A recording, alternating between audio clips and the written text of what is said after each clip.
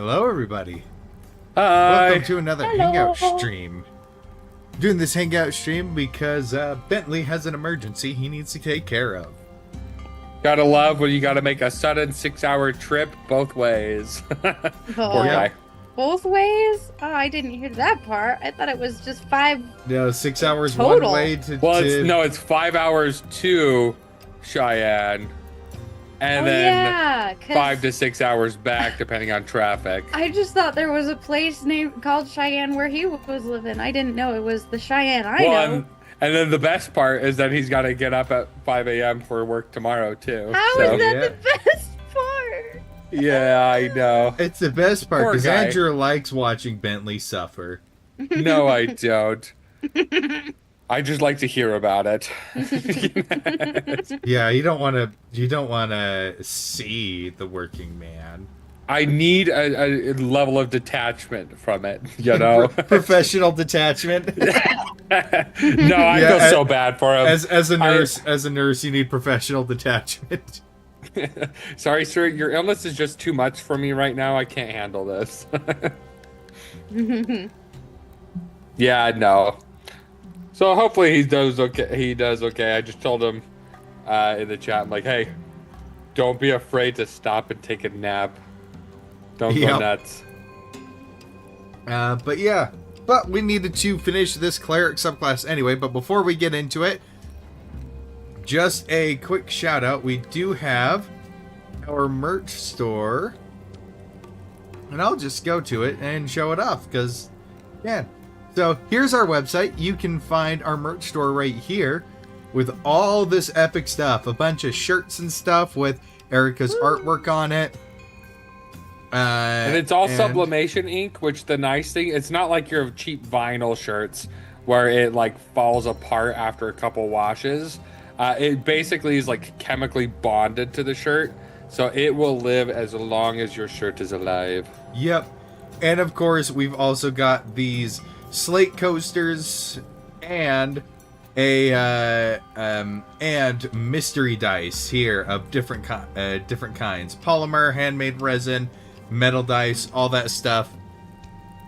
And so yeah, you can just get one of those. You'll get a randomized set. And of course, this right here is my personal favorite shirt. Such a good one. It's so great. But I'm partial to the line art Reikos one. I love that one. You're not just so partial, much. you're straight up biased. I am so biased. Just look at it. Zoom in on it. It's so good. Here, change the color too. You can change the color. Beautiful. I got a red one. I like my red one. I personally like the silver. That's what I would want. But of course, yes, we have all these merch stuff, and of course, we have a Patreon. If you want to support us and help us make more content, you'll get a bunch of Discord access at each higher tier. You'll get more and more, including at the end of streams and videos, credits all the way up to shout-outs, and at the highest tier, you will get a permanent discount on everything in this store forever and always. I believe we have it as a 15% discount is what it's currently at. And then also free shipping on anything over $75 as well. Yes, sir. But that is all for that. Let's go back to the survival domain cleric. Okay, I definitely want a recap of what we already did, just so I can kind of get into the mindset and everything again. And for yes. Right. So. Now that you're not super sick. in the actual video, I only got as far as one sounds like she's possessed and the other one sounds like he's on his deathbed. And then I got pulled away to do something. So we have the survival domain cleric. In the context of the world of Auroran, this is likely going to be an acolyte voted to the god Vulik, god of survival, which is the god Pugna, the celestial within Cosmo's head, half of the spirit of fight or flight, the fight half of it is really is the god over that. And so in the context of Roaring, that's kind of what it is. But if you're ignoring the lore of it, but more just going for it, this is a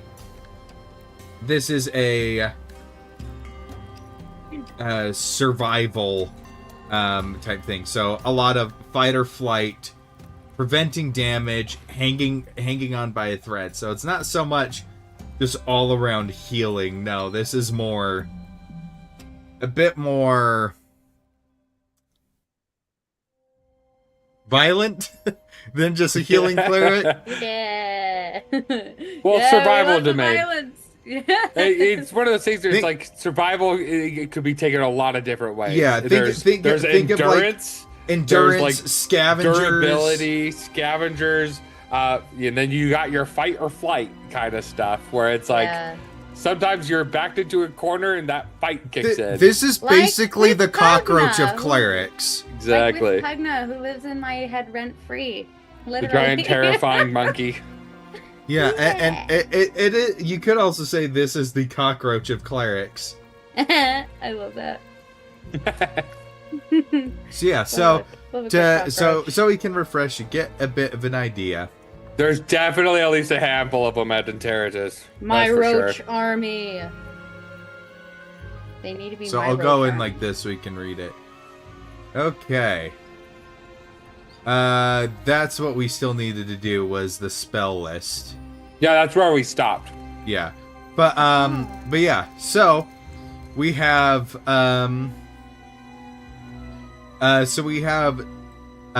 two of the abilities at level 3. So the first one we get is Fight or Flight. When a hostile creature enters within melee range, you can use your reaction to either make an opportunity attack against the creature, or move up to half your movement speed without provoking opportunity attacks. You can use this ability a number of times equal to your wisdom modifier, minimum of once, and regain all uses after finishing a long rest. So basically, this is your scuttle away. You can either scuttle away and just keep out of range, or if you're wanting to smack crap, you can go ahead and do that. It's basically almost like getting the Polar Master feat. Yep. And so it's basically an instant reaction. It's danger sense goes off, body reacts before you think about it. That's kind of the flavor we were going for. And then, of course, you have Divine Endurance. As a magic action, you present your holy symbol and expend a use of your channel divinity to touch a creature and bless it with Divine Endurance. For the duration, the creature has a number of D6s equal to half your cleric level, rounded down. When the blessed creature takes damage, it can use its reaction to roll any number of available D6s the blessing granted, and reduce the damage taken by the number rolled. This blessing lasts for 1 hour, or until all available D6s have been expended. Creatures can only have one Divine Endurance blessing at a time.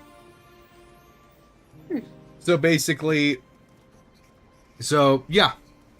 One thing I was thinking with this particular one, I mean, once again, I know we said we need playtesting to really know, but just comparing it to like the life one, it's like, yeah, the life one, you get a ton of healing, but it only lets you use that healing to get up to half health.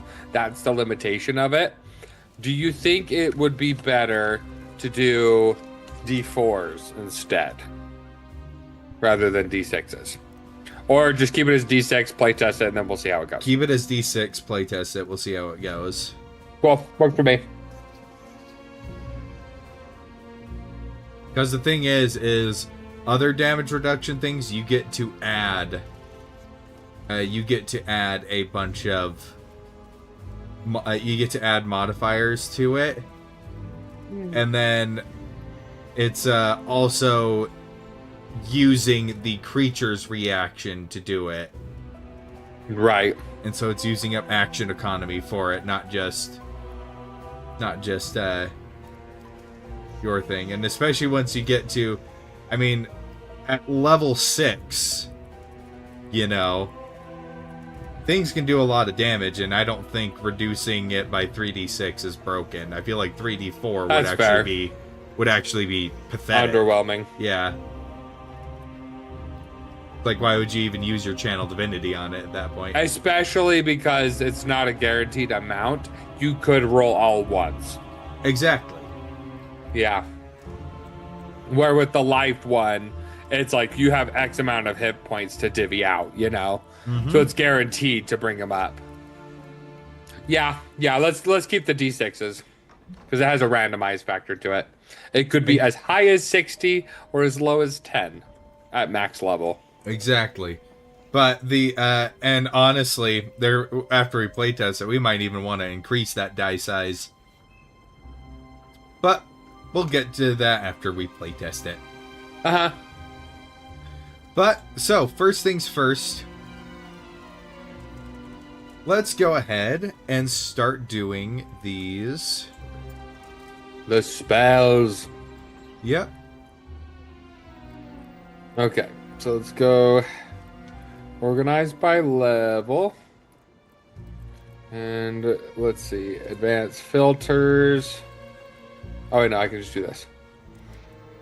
Did we already do any of them at all? Or not yet? Not yet. Game rules, spells. Alright, so we need first level spells. Is it 2 first level, 2 second level? Yep, 2 first level, 2 second level. All right. So, just looking Alarm through. is potentially one of them. Yes, alarm is a pretty cool one. And, you know, we don't have to choose the most powerful spells. We just gotta choose the most thematic. Yeah. So I really like alarm. But you also don't want to make it, like, super underwhelming. Yeah.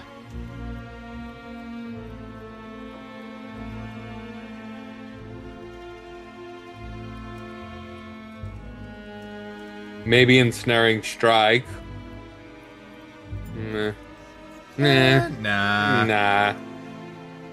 Not too much. Expeditious retreat. That's a great one. Yeah. That should definitely be one. Yes. Expeditious retreat. False life could be a pretty decent one. Featherfall could also be pretty decent. Ooh, I do like the Featherfall. Yeah.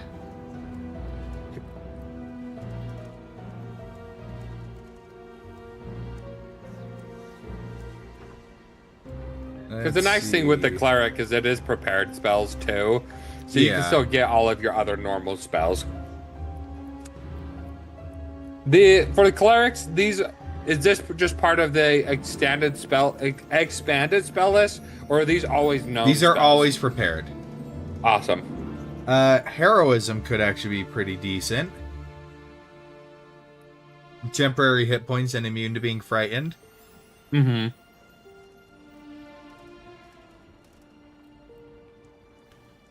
So yeah, we can 100% go for Expeditious Retreat. I really like that one. It's super fitting. Super flavorful for it.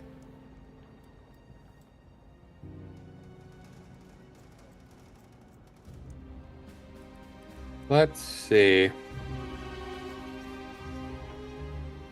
Dude, I am still perfectly okay with us having a homebrew not allowing silvery barbs. Yeah. That spell is so overpowered. Yeah.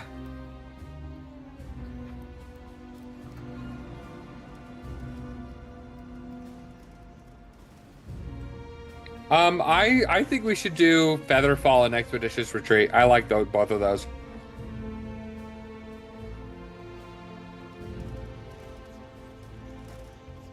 So that would be no to alarm then. Yeah. I would say Expeditious Retreat and Featherfall. Alrighty.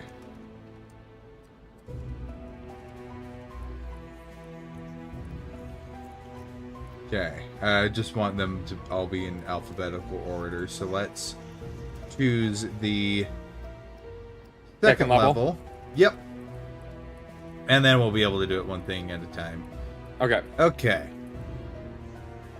What is this? Air bubble? Oh, can't look at it.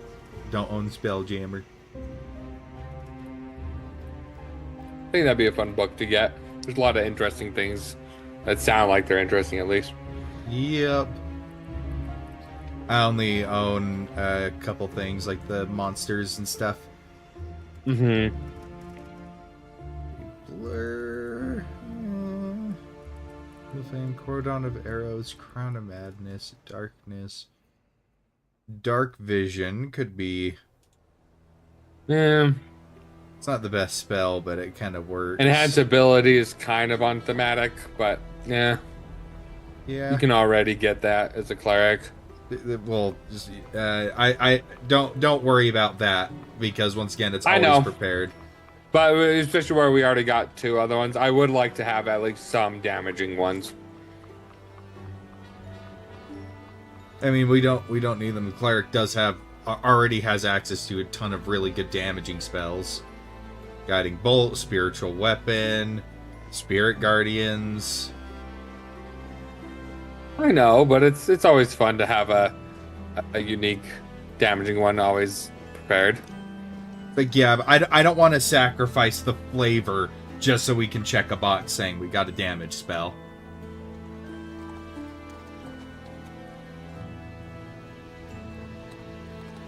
That's a somewhat makes sense. Exactly.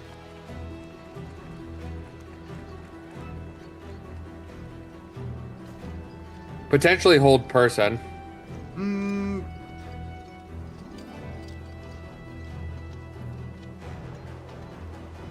Nah, I don't. I like potentially, yeah, but I honestly don't think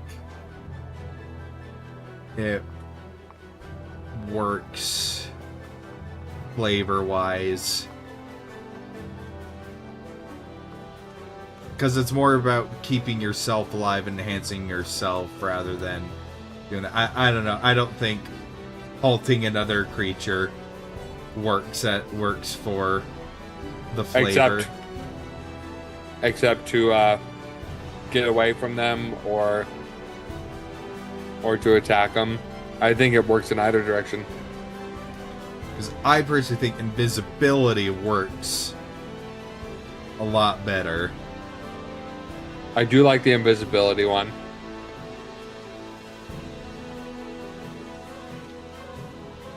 Yeah, let's see. And they normally don't get access to invisibility either. Nope.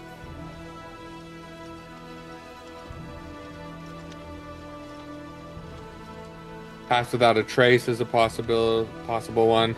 Mirror image.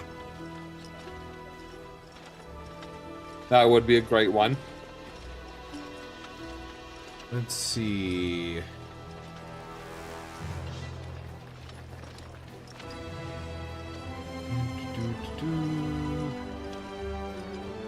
Vortex Warp. Wait, is that one on another character? Yeah, another character. Okay. Vortex Warp, you can't use it on yourself. Yeah.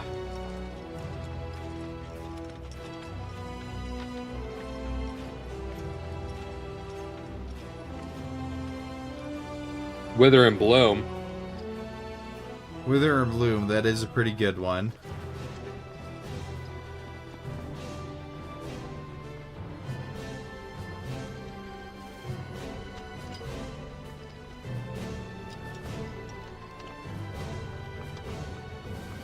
Yeah, I do like the Wither and Bloom one. Maybe Wither and Bloom and Invisibility.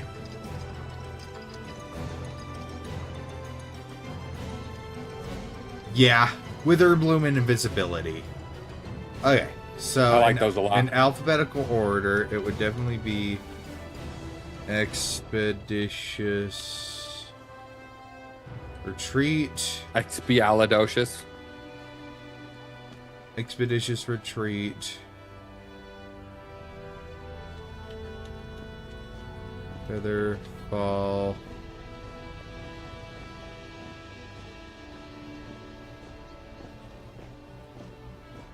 Invisibility.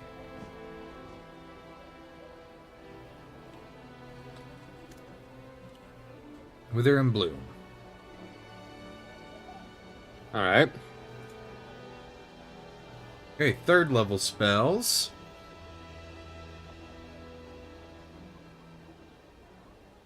What's this? Nah, that one doesn't really work.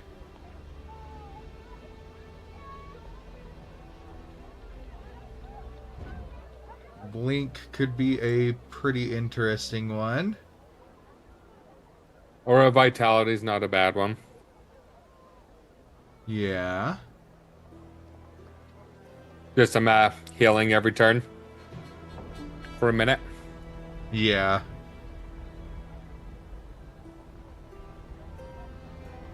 Which clerics get access to it? Dude. Oh, Cleric, Druid, and Paladin. Call Lightning. No.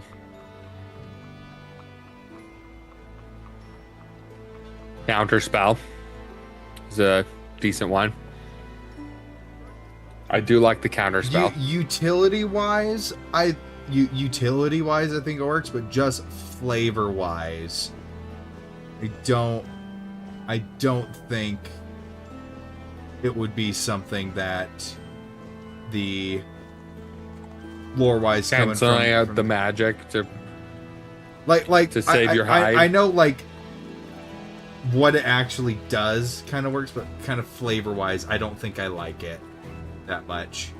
Why?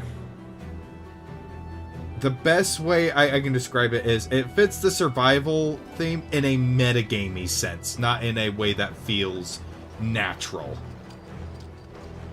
In a way that feels natural to a scavenger beast of resilience and whatnot. Counterspell seems something that like the knowledge domain paladin would be doing. There's haste. See, haste seems like I like that one. a much more thing. Fear is another one that I think might work. Haste is definitely up there. Feign death. That one's actually very. This one's actually pretty, very fitting.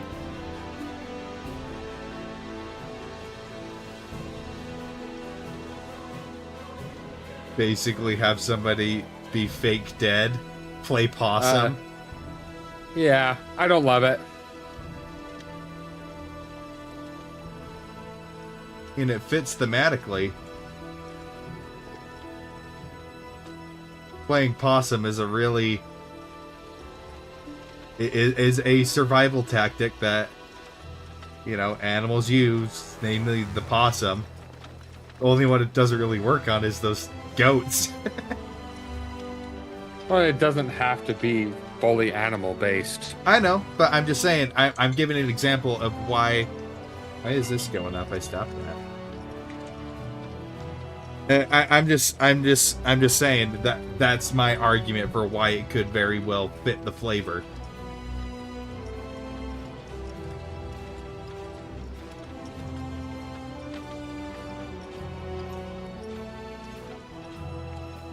Because we don't need to make an optimized build with the subclass. We just have to make things that fit and make sense for what someone who would devote their life to a god of survival and things like that would have access to. And I feel like playing possum is a pretty unique thing.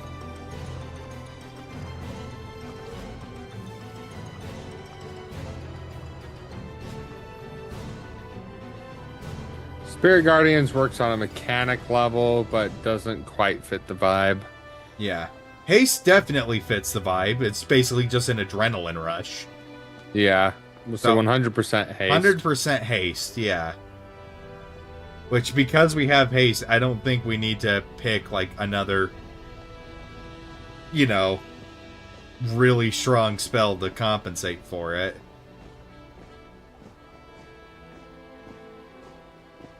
Because I really like Feign Death for it.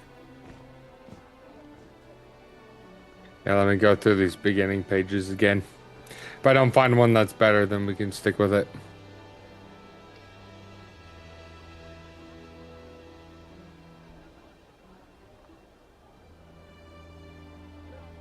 I do like Bestow Curse.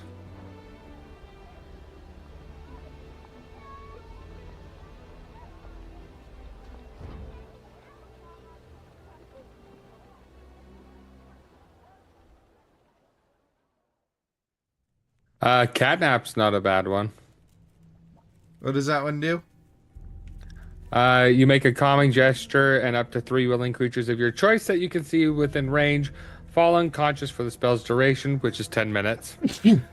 The spell ends on a target early if it takes damage or someone uses an action to shake or slap it awake. If a target remains unconscious for the full duration, the target gains the benefit of a short rest, and it can't be affected by the spell again until it finishes a long rest. So it's potentially. Don't love it, just the potential. Yeah, I think I like Feign Death. It feels like very much the most thematically appropriate.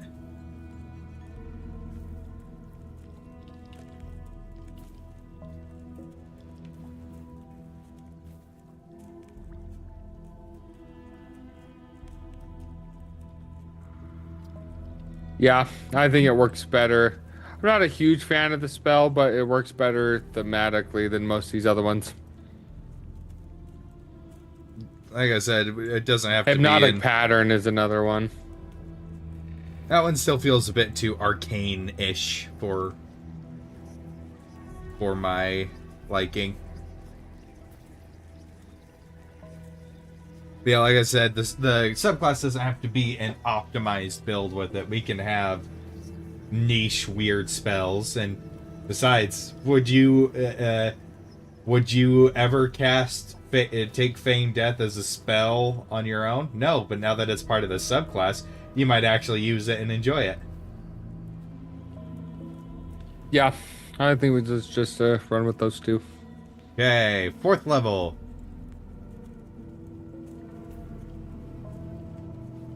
Alrighty. Let's see. Aura of Life is already a really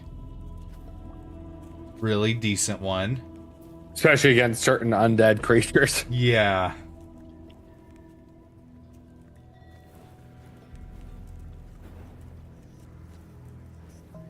Death Ward.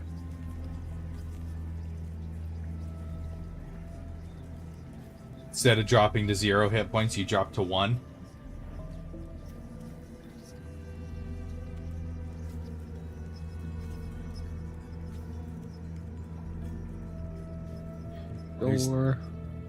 Death Ward is a really good one.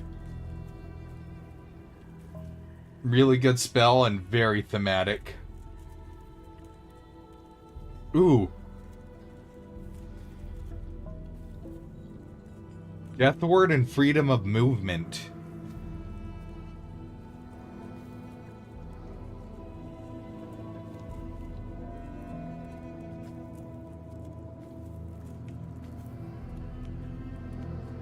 Yeah, I'm just looking at the other ones.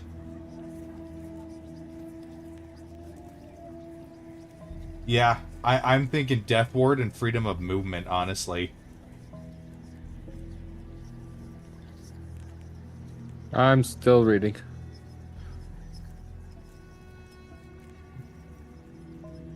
A lot of these spells I'm not terribly familiar with, so that's I'm like all these Mordenkainen stuff. I'm looking at them. I'm like, I don't know what they do. Phantom Watchdog.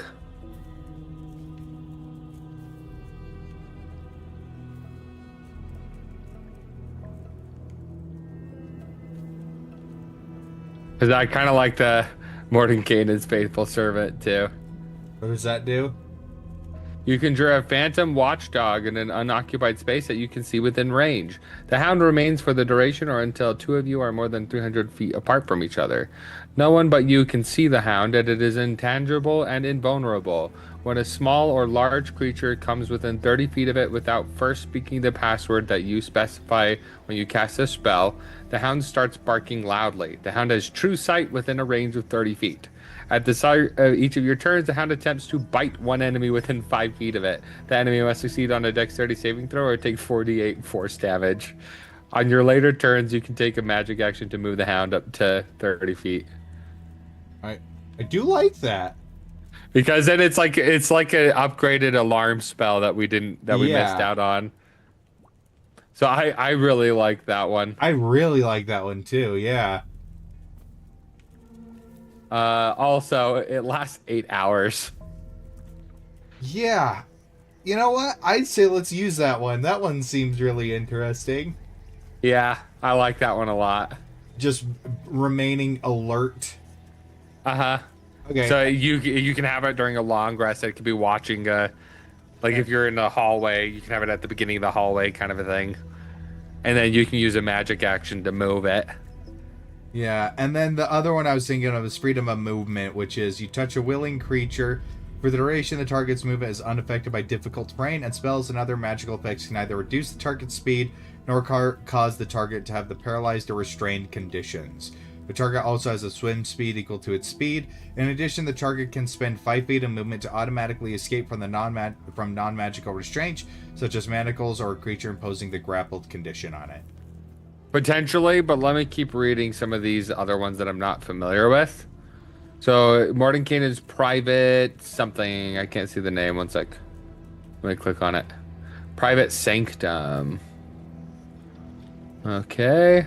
Sound can't pass through. Welcome back. Sound can't pass through the barrier at the edge of the warded area. The barrier of the warded area appears dark and foggy, preventing vision. Sensors created by divination spells can't appear inside. Creatures in the area can't be targeted by divination spells. I don't love that. I don't really like that one. Wizardy. Yeah. Autoluke's Resilient Sphere. A shimmering sphere encloses a large or smaller creature or object within range. An unwilling creature must succeed on the dexterity saving throw or be enclosed for the duration. Nothing, not physical objects, energy, or other spell effects can pass through the barrier, in or out, though a creature in the sphere can breathe there. The sphere is immune to all damage, and a creature or object inside can't be damaged by attacks or effects originating from outside. I don't love that one.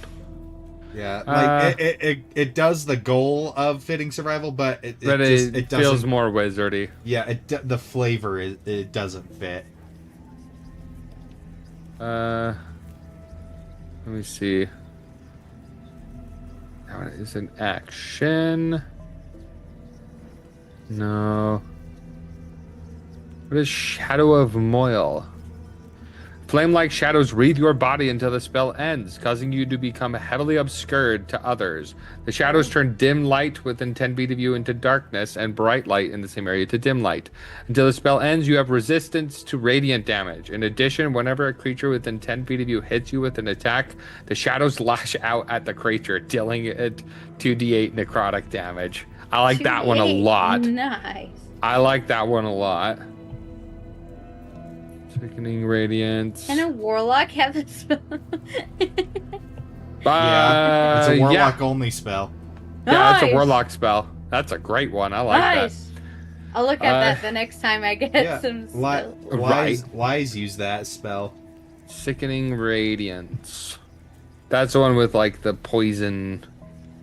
Ghost might use it at some point. Let's see. We'll see.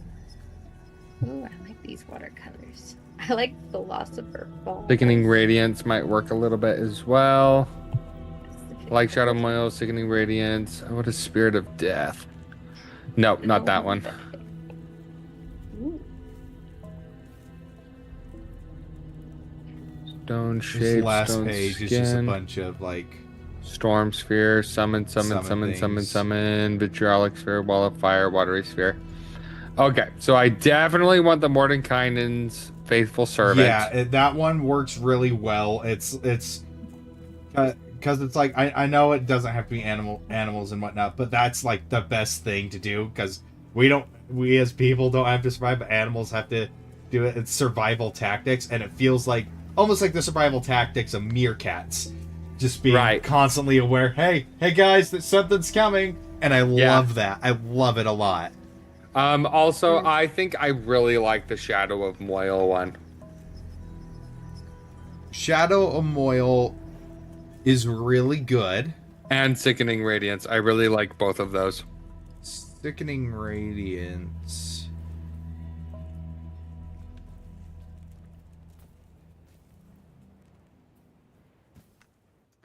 I really like Sickening Radiance, not for this subclass, though. Does it follow you? No, you have to just choose a spot. Yeah, no, I really like it, just not for this subclass. This one seems more like I want to say more of a sinister style thing, but the Shadow of Moyle, I think, really helps. But I don't know, I think I still prefer the freedom of movement. It is great, but I think we've done a lot of the more we already have several like movement based stuff, and so I'd rather switch it up. I like the Shadow of Moyle personally. I still think freedom of movement is better. Like, yeah, it's great and all. It is a great spell. But yeah, no, my vote is definitely to Shadow of Moyle. Yeah, my vote. A little bit more of the wolf trapped in a corner, being able to fight its way out, kind of a thing. Biting the hand that reaches at it. So we already have, what is it? Expeditious Retreat. What are the other spells that we got?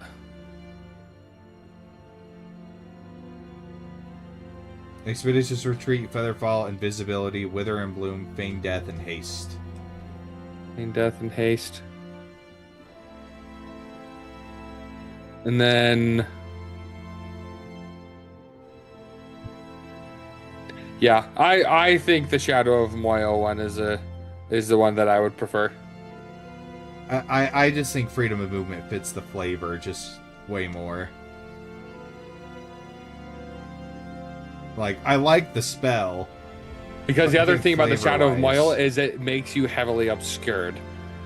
And therefore a much harder target.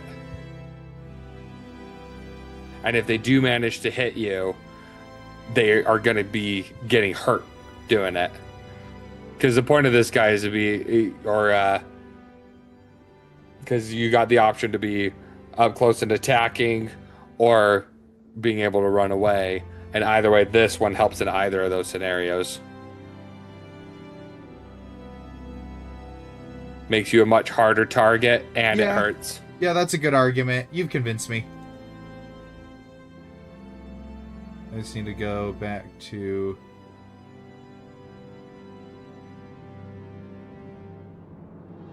Mordenkainen.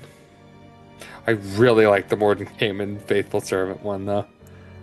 Or Faithful Hound.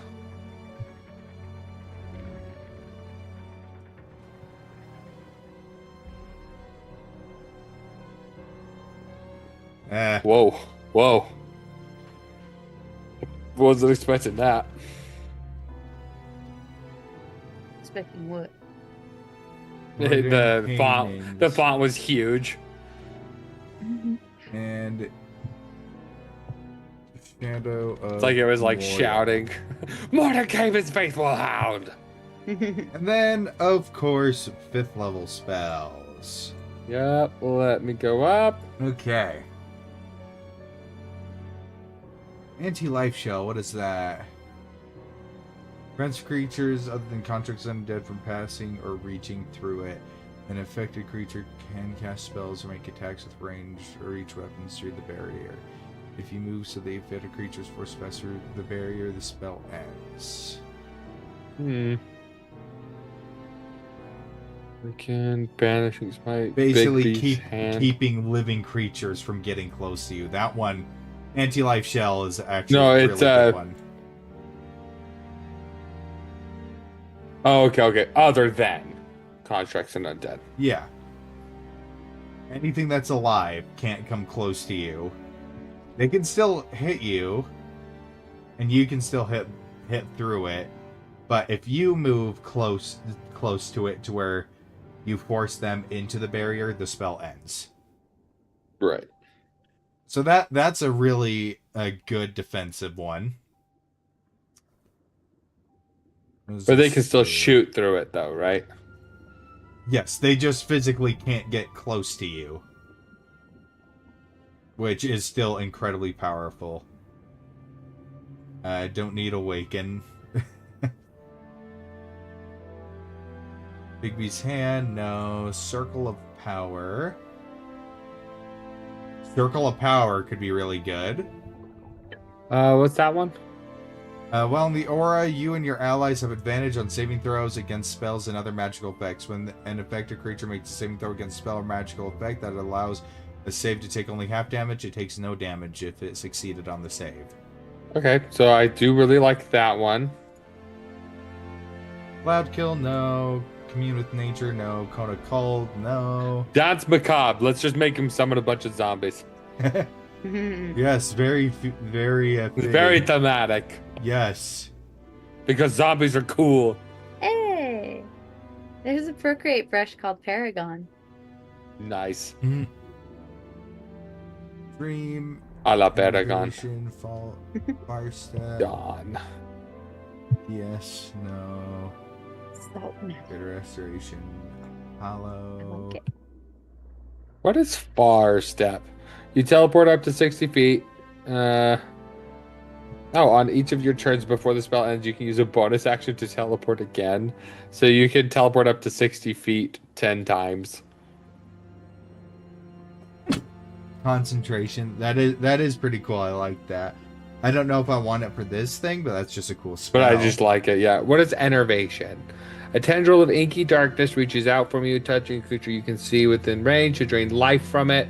The target must make a dexterity saving throw. On a successful save, the target takes 2d8 necrotic damage and the spell ends. On a failed save, the target takes 4d8 necrotic damage, and until the spell ends, you can use your action on each of your turns to automatically deal 4d8 necrotic damage to the target. The spell ends if you use your action to do anything else, if the target is ever outside the spell's range, or if the target has total cover from you.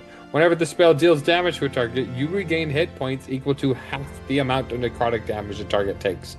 That's scary. It's like a very high-level Witch Bolt, basically. Yeah. I like that.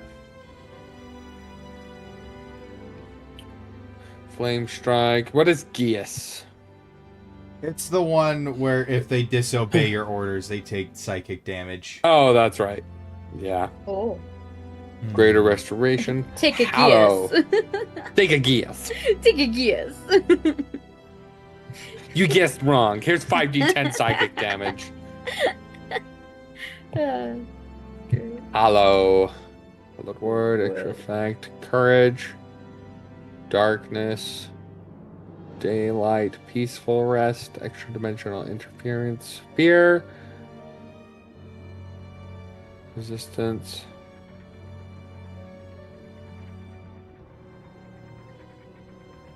Interesting. The Hallow's an interesting one. Holy Weapon.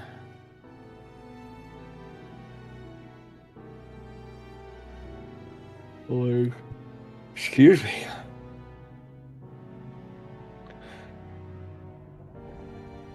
You unleash a storm of flashing light and raging thunder at a 10-foot radius, 40-foot high cylinder centered on a point you can see within range. While in this area, creatures have the blinded and deafened conditions, and they can't cast spells with a verbal component.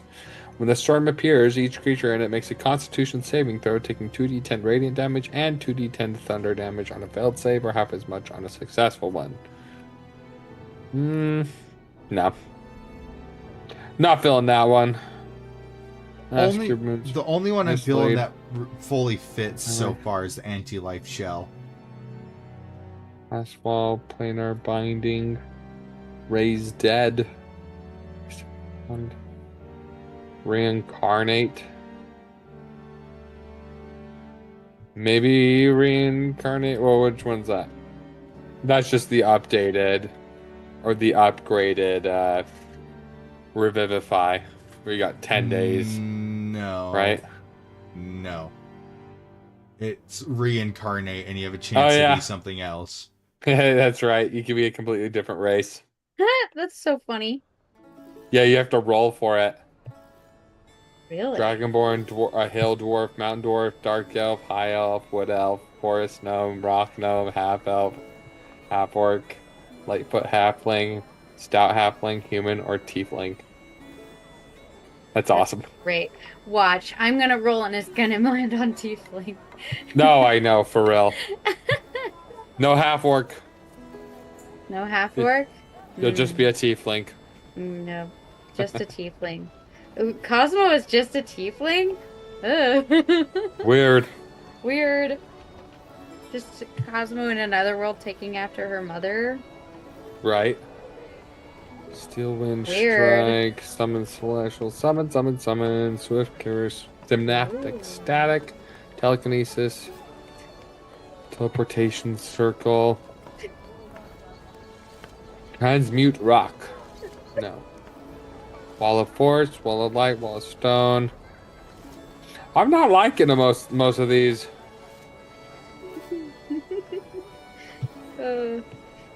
I'm testing out a brush, and my brain goes, French fries. And it doesn't even look even close to French fries. Yeah, like, other than Anti-Life's shell, the only ones I can think of are Bar Step and Pass Wall. Wait, what does this one do? There's Yolande's Regal Presence is an interesting one. You surround yourself with unearthly majesty in a 10-foot emanation. Whenever the emanation enters the space of a creature you can see, and whenever a creature you can see enters the emanation or ends its turn there, you can force that creature to make a wisdom saving throw. On a failed save, the target takes 4d6 psychic damage and has the prone condition, and you can push it up to 10 feet away. On a successful save, the target takes half as much damage only. A creature makes this save only once per turn.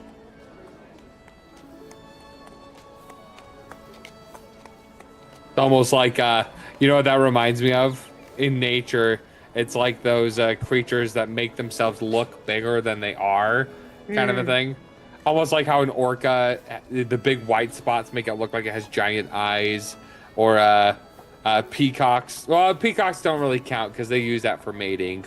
But like those, you know, puffer fish will make themselves look bigger to fend off. What spell is that? The very last one, Yolande's Regal Presence. Okay. I kind of like that one. Yeah. Is it concentration? Yep.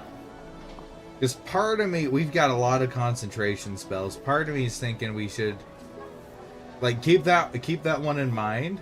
Because Anti-Life Shell is also concentration. But what do you think of Steel Wind Strike? Let me go back to it real quick.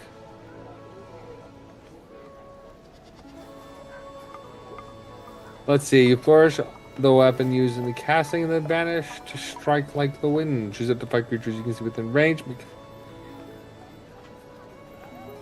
Whoa. You then teleport to an unoccupied space you can see within 5 feet of one of the targets.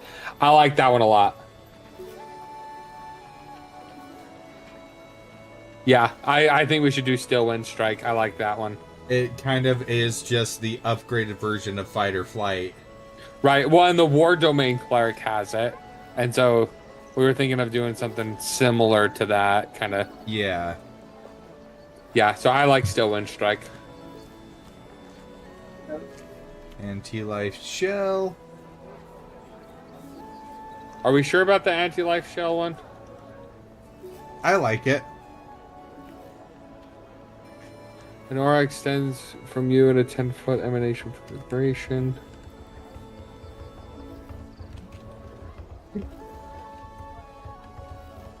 Yeah, I like it. There we go. Couldn't remember what it was off the top of my head, but now that I'm reading it, I'm like, yeah. Lasts for an hour, too. As long as you concentrate. Okay, and then, now that we have that, we can go into this. What would that be, 100 rounds? 60 times. So, yeah. Expeditious Retreat. Just adding in the additional spells. Expeditious Retreat. Feather Fall.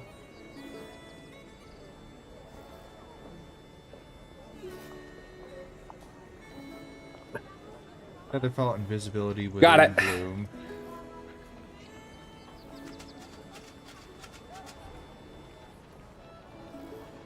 Expeditious Retreat, Featherfall, Invisibility, Wither and Bloom, Feign Death, Ace, and then what were the fourth? Warden spells? Cayman's Phantasmal Hound or whatever. Faithful Hound. Faithful Hound. And then the other one was... Oh, what was the other one? The Shadow it was a weird- Moil. Yeah, I was like, I can't remember the name, but it was like Shadow a weird name. Moil, Anti-Life Shell, and Steel Wind Strike.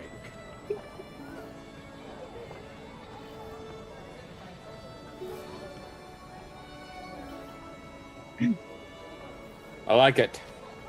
Okay, level 6 feature. All right, so for level 6, let's first see what are some of the things that you get at level 6 for the other Well, classes. so this one, whenever you heal another for the life domain, whenever you heal another creature, you also regain hit points equal to 2 plus the spell's slot level. Okay. And then light domain, you get the improved warding flare. So you get all expended uses of the warding flare when you finish a short or long rest. And then whenever you use warding flare, you can give the target of the triggering attack a number of temporary hit points equal to 2d6 plus your wisdom modifier. Okay, that's a great one. Trickery domain, you get to use a bonus action to invoke duplicity, and you can teleport and swap places with it. Nice. So these are pretty good. War God's Blessing. You can expend a use of your channel divinity to cast Shield of Faith or Spiritual Weapon rather than expending a spell slot. When you cast either spell in this way, the spell doesn't require concentration. Dang! Instead, the spell lasts for 1 minute, but it ends early if you cast that spell again, have the incapacitated condition, or die. Wow. No concentration on that, especially on the upgraded version of Spiritual Weapon. That's not bad. But it does cost a channel divinity to do so.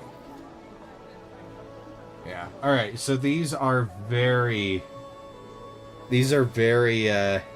unique abilities. But they're all very good.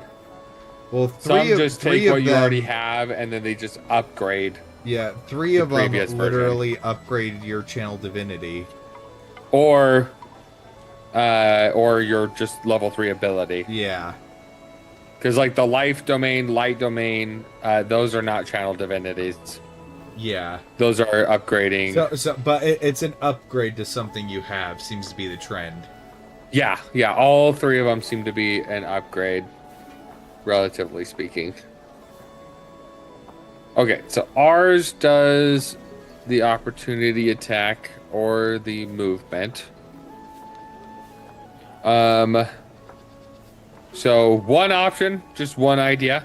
If you take the opportunity attack using that ability, you could allow for a second attack. So basically make 2 attacks rather than 1, and then make full movement speed if you do that. That's one possibility. Don't love it, just an idea. So yeah, upgrade it that way.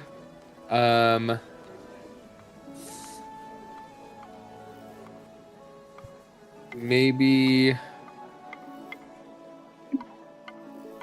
what level of spell is Sanctuary? I believe it's only a first level. Okay. And it's not concentration. Never mind.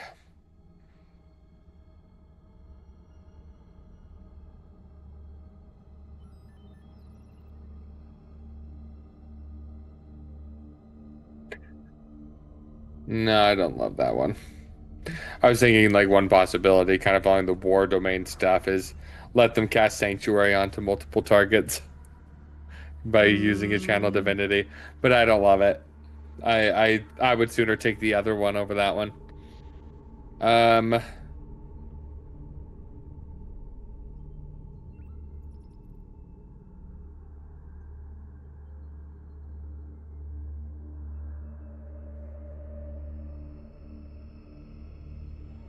One option is it just said the upgraded one is you could so upgraded fight or flight, you can make your opportunity attack and then take your movement. It's another option. So just combine it. Fight and flight. It's definitely more interesting than what I was thinking of. What were you thinking?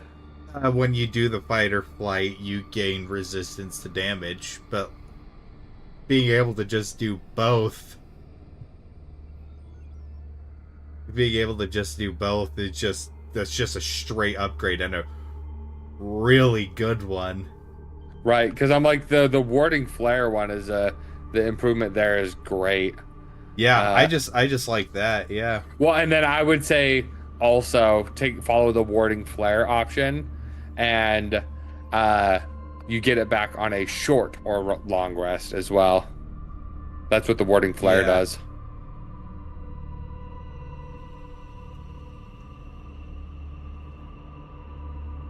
General, or you could call it fight and flight, or improved fight or flight. Because the other one's called improved warding flare. Pretty good. Just a bit boring, but gets the message across. But that way you know that it's basically replacing it. How about fight or flight squared? Right.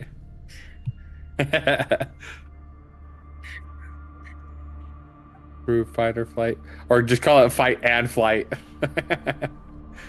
Oh yeah, we'll go fight and Fight and with a capital and. I like that. Yes. Fight and flight. I like that. Oh gosh. You now regain expended uses on a short or long rest, and you can do both.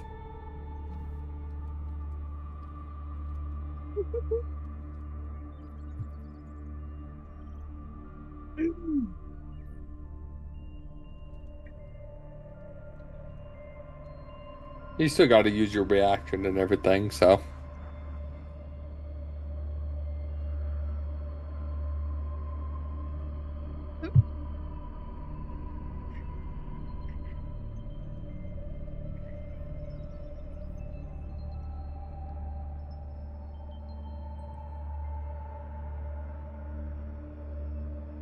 You could also copy the wording of the improved warding flare. The layout, I mean.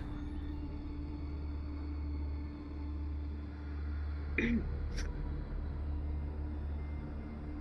really need to.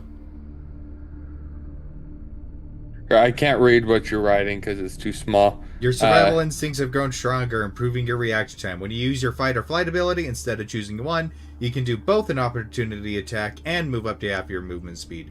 You also regain all expended uses on a short or long rest.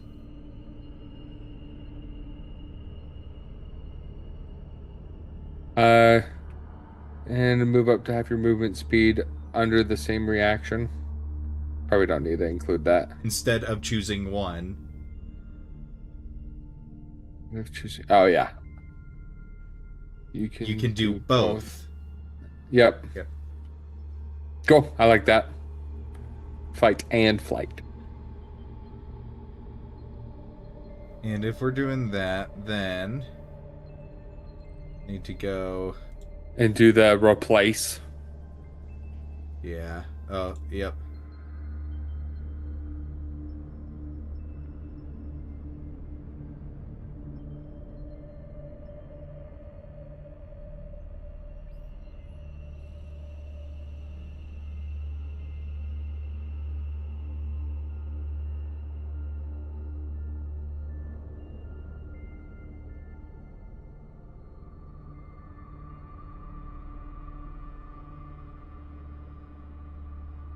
Let's see, I don't know the best way to do this would be...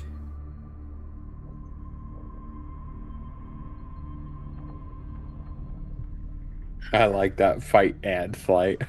Yeah. That's great. It's great.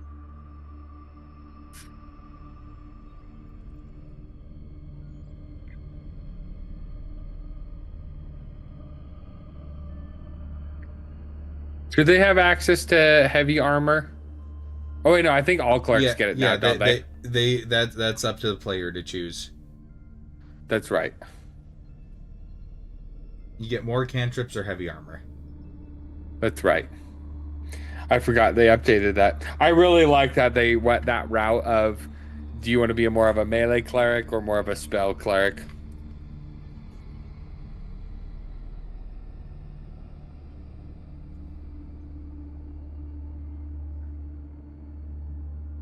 Oh gosh.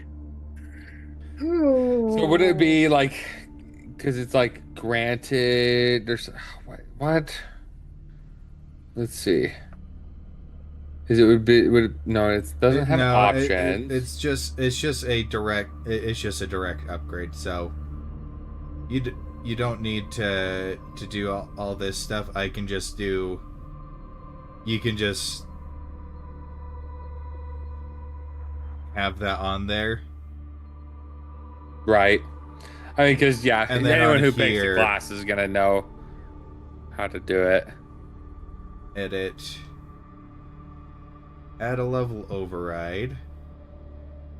And starting at level 6. Reset type short rest. Yep. And that should be fine. Activation type would be a reaction. It's only if you need to override it. Only if it changes. Oh, okay. Because it's already a reaction. Yeah. There we go. I like it. Nice and simple, but very fun. Be a very mobile. Very mobile class. Yep. And then the last one is very far away. 17. That's 17. Such a jump. And so the war domain just gets resistance to physical damage. And life domain gets whenever you would roll one or more dice to restore HP to a creature with a spell or channel divinity, use the highest number possible for each die instead. That is very powerful. Yeah. Wow. Light domain. As a magic action, you can cause yourself to emit an aura of sunlight. It lasts for 1 minute or until you dismiss it. No action required. You emit bright light in a 6-foot radius and dim light for another 30 feet. Your enemies in the bright light have disadvantage on saving throws against your Radiance of the Dawn and any spell that deals fire or radiant damage. You can use this feature a number of times equal to your wisdom modifier, minimum of once. And you regain all extended uses when you finish a long rest. Really, really good. Tricky Domain gets improved duplicity. The illusion of your invoked duplicity is grown more powerful in the following ways. Shared distraction. When you and your allies make attack rolls against a creature within 5 feet of the illusion, the attack rolls have advantage. So basically pack tactics. Yep. And then Healing Illusion. When the illusion ends, you or a creature of your choice within 5 feet regains the number of hit points equal to your Cleric level. Okay. So, really good stuff. And then War Domain. You gain resistance to bludgeoning, piercing, and slashing damage. Kind of lame. Well, I mean, just always having it. Yeah. But compared to the other ones, yeah, not as exciting. not as exciting. Well, then I didn't say it was bad. I'm saying it's lame. And then just to kind of get an idea too, I'm gonna look at some of these other ones from the before. So Arcana Domain, at 17th level, you choose 4 spells from the wizard spell list, 1 from each of the following levels: 6th, 7th, 8th, and 9th. You can add them to your list of domain spells. Like your other domain spells, they are always prepared and count as cleric spells for you. That's awesome. So these are very, very powerful. Improved Reaper, starting, and this is Death Domain. Starting at 17th level, when the cleric casts a necromancy spell of 1st through 5th level that targets only 1 creature, the spell can instead target 2 creatures within range and within 5 feet of each other. If the spell consumes its material components, the cleric must provide them for each target. Grave Domain.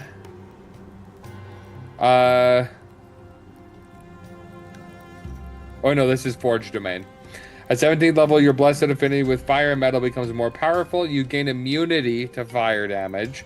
While wearing heavy armor, you have resistance to bludgeoning, piercing, and slashing damage from non-magical attacks. Okay. Knowledge Domain, or no, Grave Domain first. Keeper of Souls. Starting at 17th level, you can seize a trace of vitality from a parting soul and use it to heal the living. When an enemy you can see dies within 60 feet of you, you or 1 creature of your choice that is within 60 feet of you regains hit points equal to the enemy's number of hit dice. You can use this feature only if you aren't incapacitated. Once you use it, you can't do so until the start of your next turn. Oh my gosh. You can just do that every turn? That's ridiculous. That's crazy. And then we already went over Life and Light. Let me see Nature. Master of Nature. At 17th level, you gain the ability to command animals and plant creatures. While creatures are charmed by your Charm Animals and Plants feature, you can take a bonus action on your turn to verbally command what each of those creatures will do on its next turn.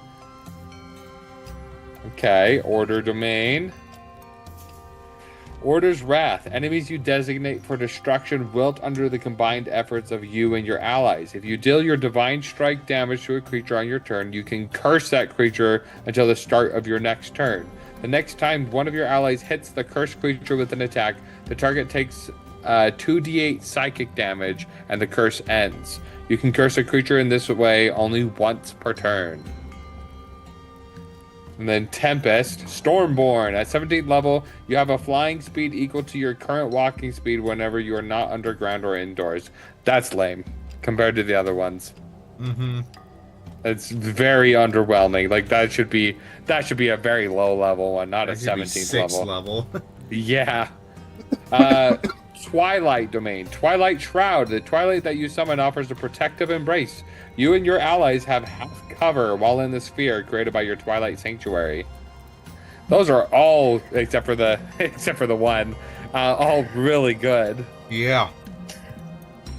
So we don't have to hold back for it. Something on theme. Because well,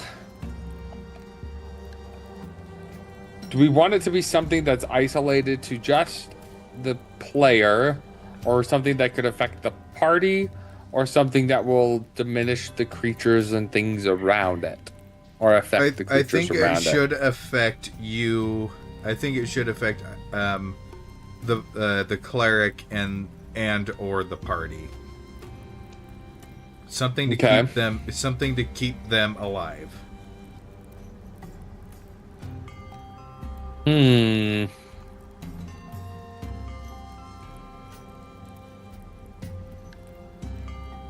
You have... we could do resistances or immunities, but it doesn't feel quite right. Yeah.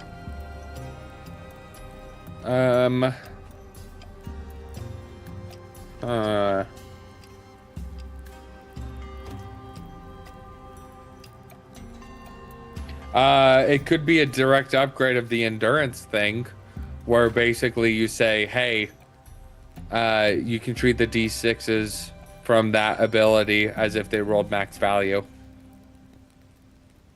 So that way you're guaranteed to go up to the higher value from your channel divinity.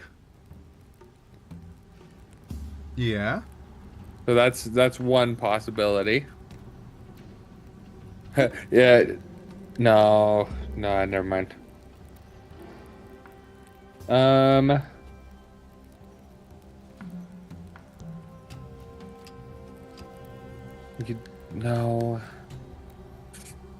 It's a tough choice. Yeah. Yeah, so far that's my favorite option. But I definitely want to think of other possibilities. I don't know. What do you think, Erica? Something...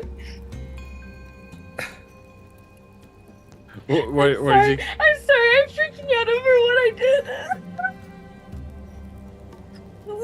What was being said? What did you do? Another meme. Another Artavan. Oh, you did another Artavan meme? Is it Artavan specifically? Yes. Oh my gosh. Are you streaming it right now? Yeah, I'm sorry. What were you saying? Like, you're deciding between the 17th level ability. We don't know what we want to do for it. Okay, are you looking for a spell or something more melee? Well, so because like the biggest thing is all of them have like major passive buffs that just kind of happen. But they're really good buffs. Right. Oh, whoops. I can't see your stream. Is it off? Oh, there it goes. Oh my gosh, he's adorable. Yo, oh my gosh, we need to turn that into an emote for our Twitch chat. That would be so great. Yeah, we have to turn that into it. Oh my gosh. Look at I love him. I need a sticker. It's based off of this. Right? Yeah, I need a sticker. I need it too. I love that. Should we show the stream or no? I don't know. It's up to Kevin. It's so Whether funny. we want to see this. I know we're doing the level Patreon. 17 thing, but you gotta see this thing. It's so cute. I'm sorry, I've been so distracted with it. That's why I've been dying. Artavan! You got games on your phone. That kind of vibe. I want to find a caption just of something really funny Artavan has said. Look how cute he is. I love it. He's adorable. I'm having a You great got time. games on your phone. I'm having a Oh, I great love it. time. But going Okay. back to the subclass. Going back to subclass. You want something? Do you want something to like overhaul everything? Something that like just Well, really? that's what we're trying to decide on. Literally anything. We're trying to think of anything that could work. Yeah. So one ability that we have thought up so far is because the channel divinity, if you remember, basically when you use it, you have X amount of D6s equal to half your level, and you can give that to somebody, and then they can use their reaction to roll those D6s to reduce the damage taken. So one idea I had is, instead of rolling a D6, it's just, if you were to roll it, you treat it as if you rolled max value. So then that way, with that damage reduction ability, it's guaranteed to be at max value. Which that's pretty much what the life domain one is. I think I have an idea. Okay, what's your idea? I don't know, like, what the activation of this would be. If it would be like an action or something. Probably an action. But imagine within a certain range. So you and things of your choice within a certain range. When they hit 0 hit points, they don't go unconscious. They don't go unconscious, and anytime they take damage, it only means 1 failed death saving throw. And so basically, even when you're rolling death saves, you still get to go in and attack, or you can escape, drink a potion. That's definitely a very powerful option. Very powerful. It is very powerful. I gotta keep reminding myself that this is level 17 stuff. Right, I know. This one, it does like, such a huge this is jump. Too much. Oh wait. Yeah, it literally goes from 6 to 17. Yeah, you don't get any subclass features in between. It's just 6 to 17. Where like most of the other ones, it's like 3, 6, 10, 14, you know, like spread out. Not this one. 3, 6, 17. This is a long haul one. Yeah. Basically. So end game, very powerful. Right.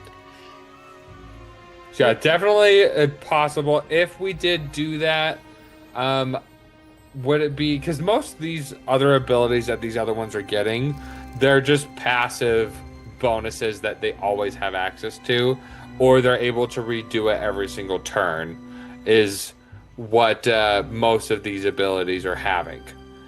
So with this one, if we did do that one, I would say only once per long rest, honestly, which is more than fair.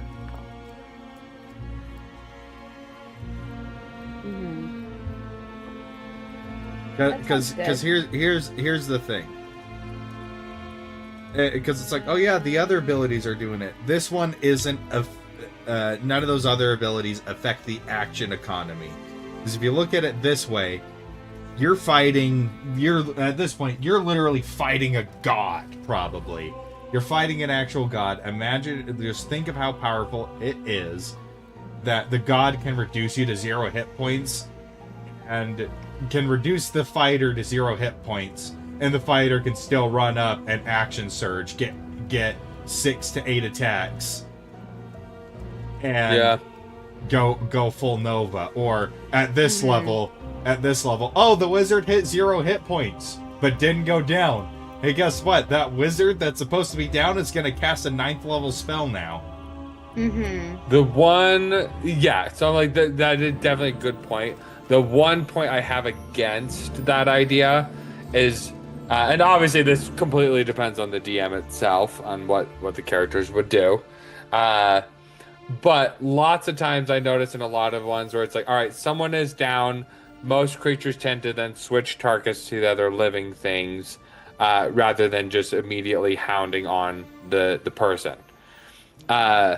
So the one problem I would have with doing this as an option of having them up is I feel like because of the threat of them being able to attack, they're more likely to still be targeted even though they're making death saves, and most things have a scary amount of multi-attack at that level.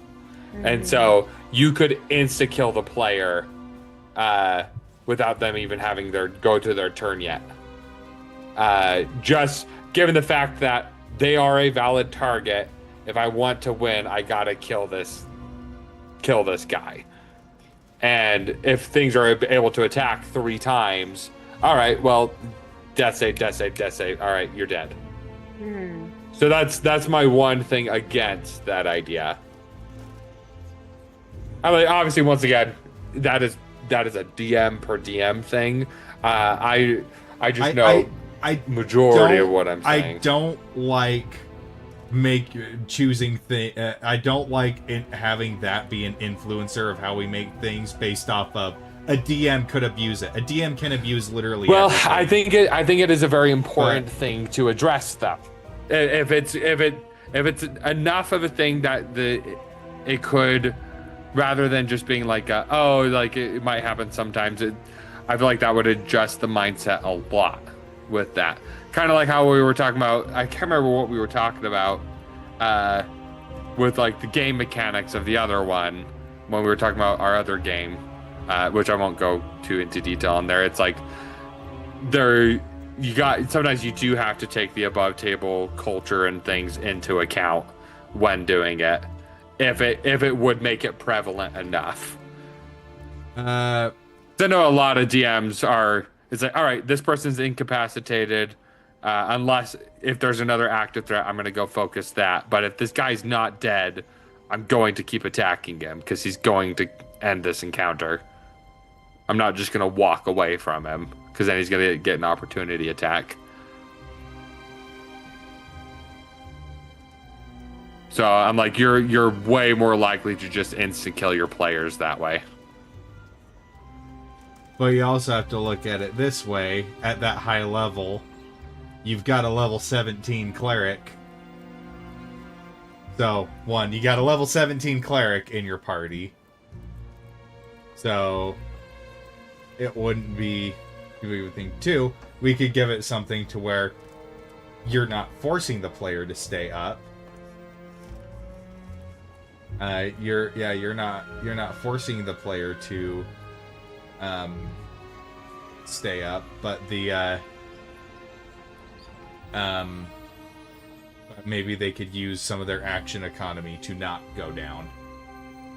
So if they need to go down, they can. Oh no, if you were to do it, I think just keeping them up, it's in that scenario, because otherwise the ability just kind of goes to waste. I kind of like following the theme of every other one where it's more of a passive buff, like an epic passive buff, because none of the other subclasses have any kind of actionable ability.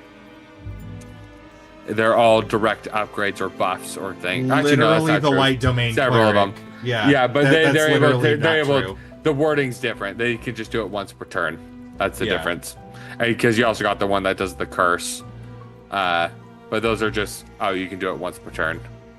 Yeah. Rather than, so it's just different wording. Yeah, so... Different format, I should say. So ignore what I just said. So yeah, it's a possibility, but I'm not in love with it. Specifically given the reasons that I mentioned. If it were, well, no, even lower level, no, you still run the same problem. It's just the fact that of the amount of multi-attacks.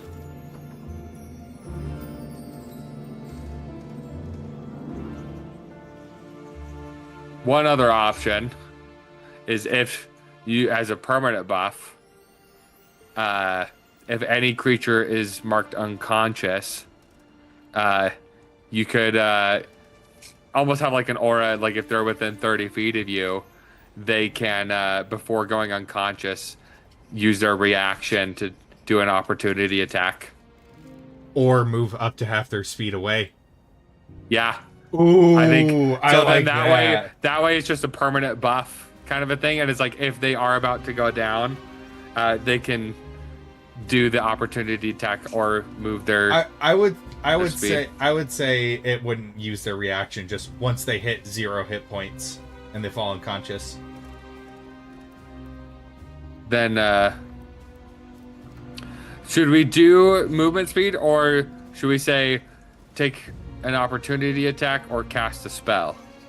No, do not. No, do no, not I could cast do- a spell. Yeah. Oh, I just At hit 0 hit 17 level. points. As a reaction, I'm gonna cast a wish. Yeah. Yeah, As no. a reaction. No. As a reaction. Yeah, no. I'm gonna do no. mass heal. Yeah, no. Oh, hey, look, I'm not unconscious anymore. Because here's the thing. If you do, Yeah, I know that's too crazy. But if you only do the opportunity attack, then any spellcasters that don't have warcasters, your wizard is gonna be like, well, this is useless. Right. You could do Well, that's where I was thinking 1d4 of this minus spell thing. 3 damage. Yeah, that or movement speed Or move up to half your movement speed. without And triggering an opportunity attack. then you immediately fall unconscious. Yeah.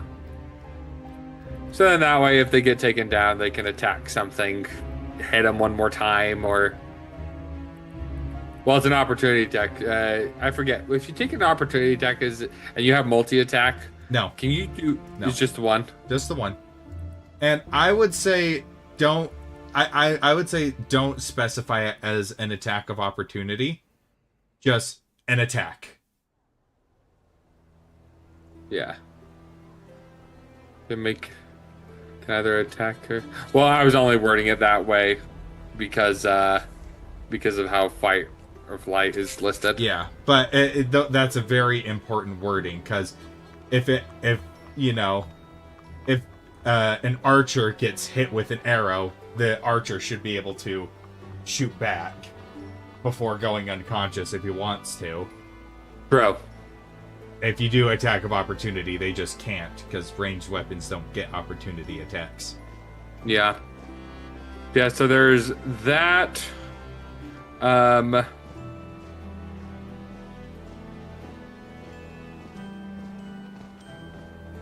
Yeah. And then definitely no limit on it, since it's not very often that they'll actually be going down. It's just in with as long as they're within range of you. Right. The other option is they get one round. No, that would have to be an activated thing if we did it. No, never mind. I don't like that an option. entire turn is extremely powerful. Yeah, I was gonna say one round of basically it's that would be more of like a time stasis kind of vibe, where it's like, oh, you're invulnerable for one round and you can attack. I'm like, no, that's a terrible idea. You should not do that at level 17, because then they can do freaking insane crap. Exactly. Because at least the other way, there was the risk of insta-dying if you do it. Yep. That way, it's just, nope. Free turn. Zero consequences. So would you word it as they can take the attack action or move up to half their... No. You word it as, when a creature within 30 feet of you is reduced to 0 hit points, a creature of your choice is reduced to 0 hit points and is about to fall unconscious, they can immediately make an attack against a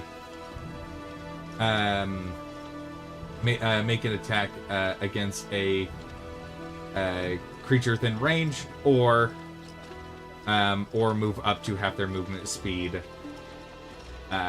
Move up to half their movement speed without provoking opportunity attacks, and then immediately fall unconscious. I do kind of like wording it the opportunity attack route, though, just so then that way, you could, if someone does have Warcaster, they could benefit from the Warcaster feat. But then people with bows literally can't. That's the problem.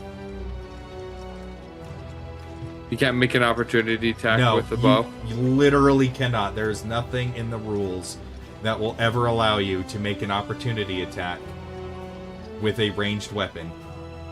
That is just something you cannot do.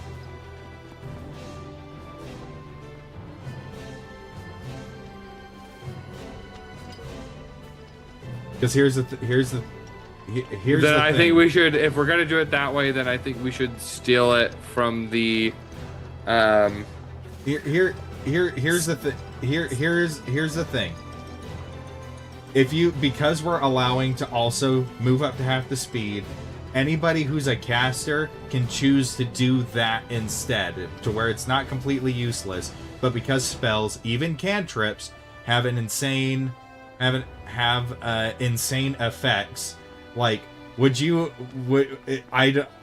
I think it's perfectly fair to have a fighter make one attack versus, oh, I'm going down, Eldritch Blast with all my invocations and extra effects that I can do, send him 10 feet back and all this kind of stuff. Just no spell casting for this whatsoever. None. Zip, zero, nada.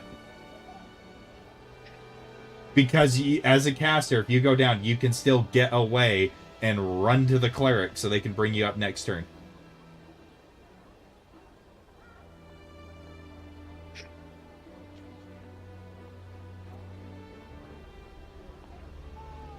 If we allow any spell casting, that suddenly goes from something that should never be a permanent buff. Even cantrips have debilitating effects, especially at level 17, when your cantrips are literally as high damaging as they could possibly be. One attack, even on somebody that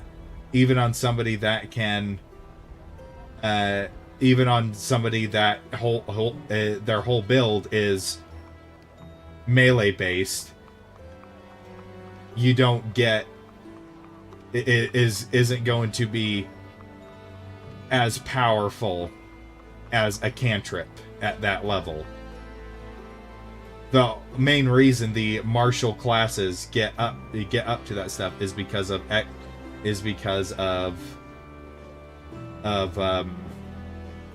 like extra stuff and whatnot. But because there's so many different effects, no magic you should not be able to cast anything. You just got a sword to the gut. You just got a sword to the gut. You're about to lose consciousness. It's one thing to swing an axe down. It's another thing to whisper an incantation, move your hands around, and fire a firebolt that does 3d10 damage at this level. Sorry, 4d10 damage at this level.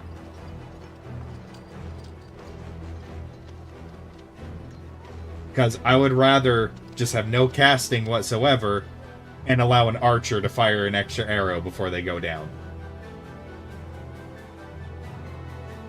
Yeah, the question is that actually strong for a level 17? Just one simple attack. That's a permanent buff. That is a permanent that buff. Only ever takes effect if you go to 0 hit points. Where everything else, it's like you can do it once per turn. 2d8 damage, 2d8 damage, 2d8 the samurai damage, fighter, 2d8 that is their highest level ability. The samurai fighter is getting an extra attack when they go down. That's their magnum opus. I know, but I'm comparing it to other cleric abilities, because like being able to only do one extra attack, kind of a thing. Comparing it with, like, for instance, being able to curse someone. I can, every time I hit someone with my weapon, every single turn, I curse it. So an extra 2d8 damage, extra 2d8, indefinitely for forever. If another person hits it, then they do it, and it is always there.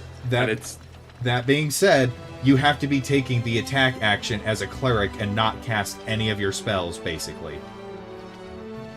In order to get that extra 2d8 damage, you have to not cast any of your levels 1 to level 9 spells that require an action in order to get that 2d8 damage.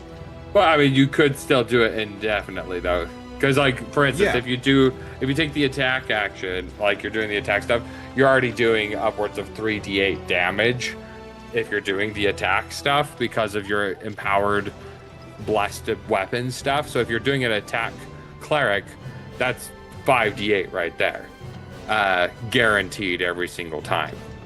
So I think allowing for a cantrip to be done or allow for extra attack the one time when you go down to 0 is not that crazy. Because it's not an every turn thing. It's just when you get to 0. You can just say you can take the attack action, which if you have extra attack, you're allowed to do it. You can do that or a cantrip. So then that way it's like, all right, if you're a martial and you got multi-attack, cool. Then you can do your martial stuff, and then you can do your 2 attacks. Or if you allow them to cast a cantrip, cool. Then they can do a cantrip. Even if you don't do a leveled spell. Just okay.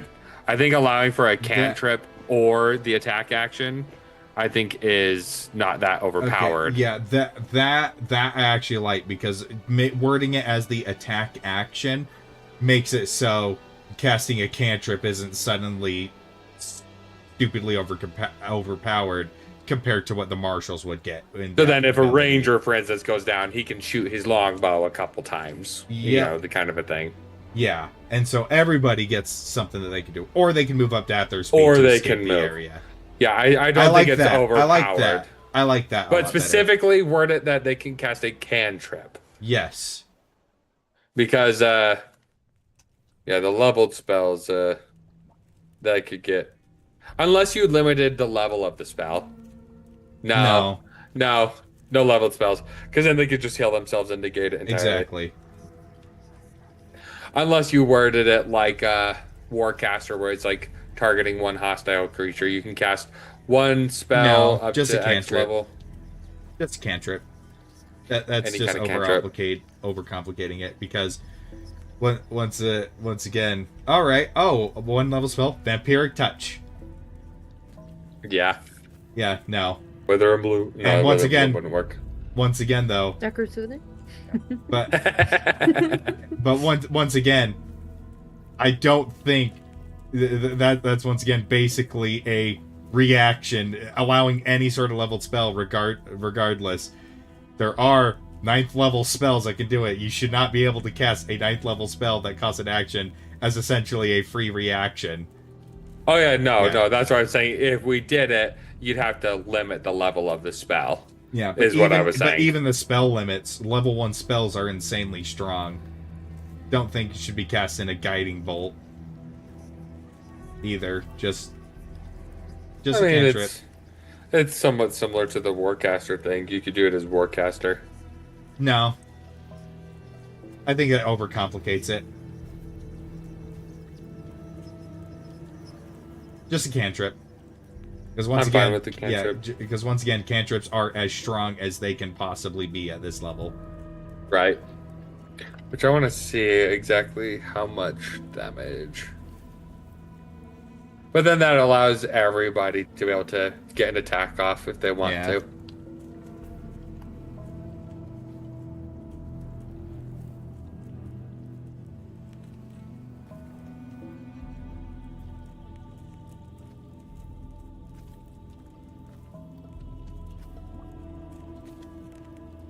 Yeah, because at 17 is when they do the final upgrade.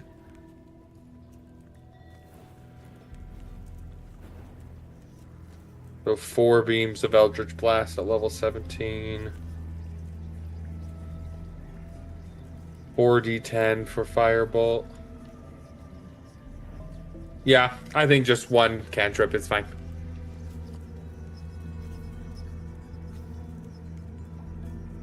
What are you calling the ability? Final Stand. I like it.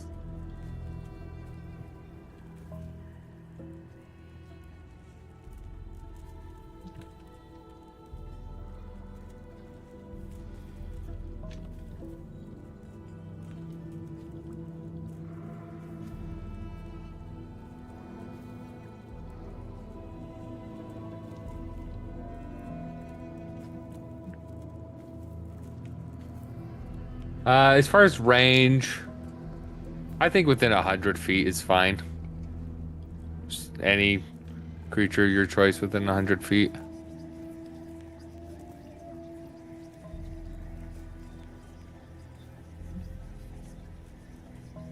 I feel like that's a little far. It's not too crazy. That allows someone from an Eldritch Blast to still go in and do it. Shouldn't have to be super close.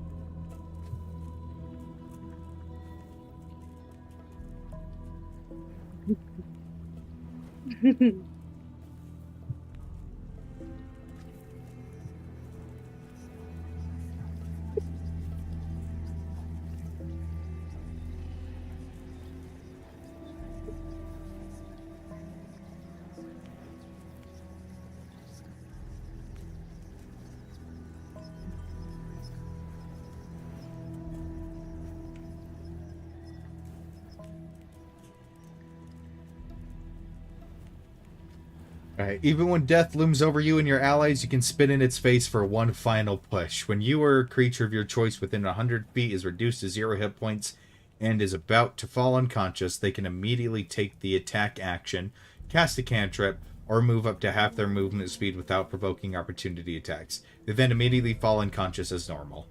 I like it. There's just a slight modification to the fight or flight.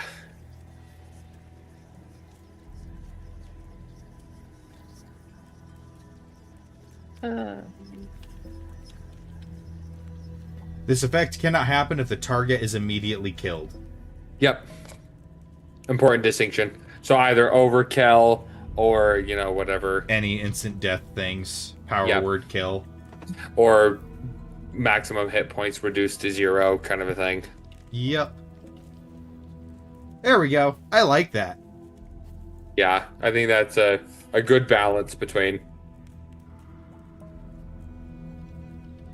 And then it's just a passive thing that just happens. Yep. There's no healing cantrips, right? Nope. Good. I mean, they could technically cast Spare the Dying on themselves. That could be... Yeah. Yeah, if they're going to do it, they could. Alright, so let's go through it. So, Survival Domain Cleric. Starting at level 3, you get Fight or Flight. When a hostile creature enters within melee range, you can use your reaction to either make an opportunity attack against the creature, or move up to half your movement speed without provoking opportunity attacks. You can use this ability a number of times equal to your Wisdom modifier, minimum of once, and regain all uses after finishing a long rest. And then Survival Domain Spells. At level 3, you get Expeditious Retreat, Featherfall, Invisibility, Wither, and Bloom. Level 5, you get Feign Death and Haste. Level 7, you get Mordenkainen's Faithful Hound and Shadow of Moyle. And at level 9, you get Anti-Life Shell and Steelwind Strike. Like it. Also at level 3, you get Divine Endurance. As a magic action, you present your holy symbol and expend a use of your channel divinity to touch a creature and bless it with Divine Endurance. For the duration, the creature has a number of d6s equal to half your cleric level, rounded down. And when the blessed creature takes damage, it can use its reaction to roll any number of available d6s the blessing granted, and reduce the damage taken by the number rolled. The blessing lasts for 1 hour or until all available d6s have been expended. Creatures can only have one Divine Endurance blessing at a time. And then Fight and Flight at level 6. Your survival instincts have grown stronger, improving your reaction time. When you use your Fight or Flight ability, instead of choosing one, you can do both an opportunity attack and move up to half your movement speed. You also regain all expended uses on a short or long rest. And then Final Stand. At level 17, even when death looms over you and your allies, you can spit in its face for one final push. When you or a creature of your choice within 100 feet is reduced to 0 hit points and is about to fall unconscious, they can immediately take the attack action, cast a cantrip, or move up to half their movement speed without provoking opportunity attacks. They then immediately fall unconscious as normal. This effect cannot happen if the target is immediately killed. There you go. I like it. think the distance is good, and it's not overly powerful, but it's just cool. That's our last subclass. Yeah. We got all of them now. Yep. Now to do it 5 more times. Yay! We'll worry about doing it 5 more times once we got the campaigns going in the other places, though. Yep. Because we need to all have a good understanding of the locations and vibes and whatnot. Yep. But I do really like this a lot. Now we just got to do a crap ton of playtesting. Yeah. Should be fun, though. All right. That's where we're going to call it, though. So thank you to everybody who tuned in to watch, lurking or otherwise. And every little bit helps. And hold on, I'm just seeing it says this Homer sample has text that includes non-English language. Is it Mordenkainen? Nice. Oh, probably Mordenkainen. Yeah. Anyway. That's German. Anyway. Yeah, thank you to everybody who watched. If you want to help us make more content, you can support us on Patreon. And speaking of patrons, thank you to our lovely patrons, D4Fan and Brennan. It is always a pleasure to have you supporting us, and thank you so much for your continued long-time support now. We've had both of you for quite a while now. And you guys have actually straight up helped fund several projects that we're doing. Like 1-to-1. So thank you so much. But that is going to be all from us. Thank you. Good night. We'll see ya.